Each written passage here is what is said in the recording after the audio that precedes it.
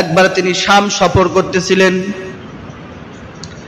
যখন তিনি শামের উদ্দেশ্যে রওনা দিলেন, শাম সফর করে তারপরে ফেরার সময় তিনি এক মরুভূমির মধ্যে একটা বুড়ির বাড়ির মধ্যে ঢুকলেন। দরজায় দাঁড়িয়ে বললেন, মা, এটা কি বুড়ির বাড়ি নাকি? বুড়ি ঘর থেকে বাহির হয়ে গেল, এসে বলল, হ্যাঁ আমি সেই বুড়ি। তো আপনি কি ভালো আছেন? আগে এই কথাটা শুনছে।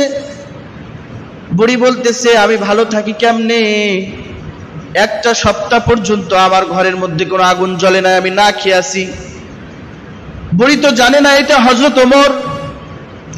তো হযরত ওমর জিজ্ঞাসা করতেছে, তো শুনলাম নাকি আপনার বাড়ির পাশ দিয়েই হযরত ওমর খলিফাতুল মুসলিমিন শামে গেছে। তো আপনি তো চাইতেন যদি ওমরের রাস্তা আটকায় কথা বলার অধিকার আপনি রাখেন, আপনি তো এটা করতে পারতেন, কেন করেননি? বুড়ি বলে, আমি কেন ওমরের কাছে আমার ঘরের খবর বলতে যাব? দায়িত্ব তো ওমরের ছিল আমার ঘরে খাবার পৌঁছে দেওয়ার। ওমর পৌঁছে দেয়নি, আমি কেন ওমরের কাছে বলবো? আমি ওমরের কাছে বলতে পারবো না। আল্লাহর আদালতে আমি এই কথা বলবো, এই মামলা দিব, খলিফাতুল মুসলিমিন ওকে হইতে বলেছে কে? ঘরের খবর রাখে না, আবার খলিফাতুল মুসলিমিন হয়েছে। আল্লাহর সামনে দাঁড়িয়ে আমি ওর বিরুদ্ধে মামলা দিয়ে দেব। হযরত ওমর রাদিয়াল্লাহু তাআলা আনহু এই কথা শোনার পরে থরথর করে কেঁপে উঠলেন, আর দেরি করলেন না, দ্রুত মদিনায় শহরে চলে গেলেন। যাওয়ার পরে বাইতুল মাল খুললেন, বাইতুল মাল থেকে সব সামানা গুছাইলেন। অন্য অন্য চাকর বাকর বলে, হুজুর আমার মাথার উপরে বস্তা তুলে দেন, আমি যে দিয়ে আসি। বলেন, না না, আমি নিজে যাব এবং বুড়ির কাছে এই বস্তাগুলো পৌঁছে দিব, এবং যাওয়ার পরে আমি ওই বুড়ির রুটি বানিয়ে বানিয়ে খাওয়াবো। সুবহানাল্লাহ পড়েন। হযরত ওমর নিজে মাথায় বস্তা নিলেন, জবের বস্তা নিলেন, আটার বস্তা নিলেন, গমের বস্তা নিলেন। তারপরে আসলেন, আসার পরে বুড়িমাকে বললেন, বুড়িমা আমি আপনার খাবার তৈরি করে দিই। খামিরা বানায়, রুটি বানায় বুড়িকে খাওয়ালেন। আর বুড়ি খায় আর বলে, কেন যে বা কারা ওমরকে খলিফা বানায়েছে? তোমার মতন যুবককে যদি খলিফা বানাইতো তাহলে আজকে এই দশা আমার হইতো না, মানুষ সব সুখে থাকতো, আরামে থাকতো।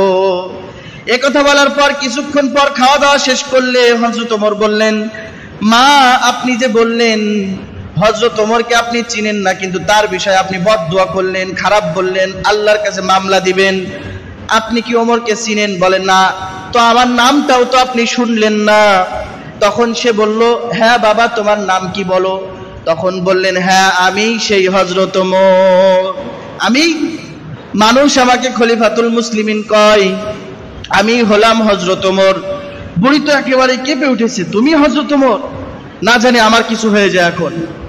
তখন বললেন, মা আপনি ভয় পাবেন না, আপনি আপনার খোঁজ খবর নেওয়ার দায়িত্ব আমার ছিল, আমি পারিনি, আপনি ক্ষমা করে দিন। খবরদার আপনার পায়ে ধরি, আপনি আল্লাহর আদালতে আমার বিরুদ্ধে মামলা দায়ের করেন না, কারণ আমি ওমর আল্লাহর সামনে দাঁড়িয়ে আমি হিসাব দিতে সবচেয়ে বেশি বড় ভয় পাই। সুবহানাল্লাহ পড়ে। এই সেই হযরত ওমর এত ভয় পেত আল্লাহর সামনে দাঁড়ানো, হিসাব দেওয়াকে। আর আপনার আমার নেতারা, আপনি আমি যার ফলো করি, যাদের পিছনে ছুটছি মাত্র একটা বিড়ি আর সিগারেটের জন্য, চায়ের জন্য, অথচ তারা মাস কি মাস, বছর কি বছর আল্লাহর নাফরমানি করে যাচ্ছে, অথচ আপনি এগুলো দেখছেন আর সমর্থন দিচ্ছেন, আর সেখানে আপনি সিল মারছেন। আপনার ঈমান কোথায় আজকে? কথা বলেন ঠিক কিনা? আওয়াজ নেই। ধর হুজুর বইকে বইকে গলা ফাটাক, আমরা কিছু পাবো না। আল্লাহ তো জানে আপনার বিষয়ে, আমার বিষয়ে, আপনার আমার মধ্যে কতটুকু ঈমান। তো হযরত ওমর আল্লাহকে এত পরিমাণ ভয় করতে, এত পরিমাণ যে আল্লাহর সামনে দাঁড়াবে না, আল্লাহর সামনে হিসাব দেওয়ার ভয়তে, এমন ভয়ে তিনি কাঁপতেন। তারপরে দেখেন আর একটা ঘটনা এসেছে হাদিসে। একবার আল্লাহ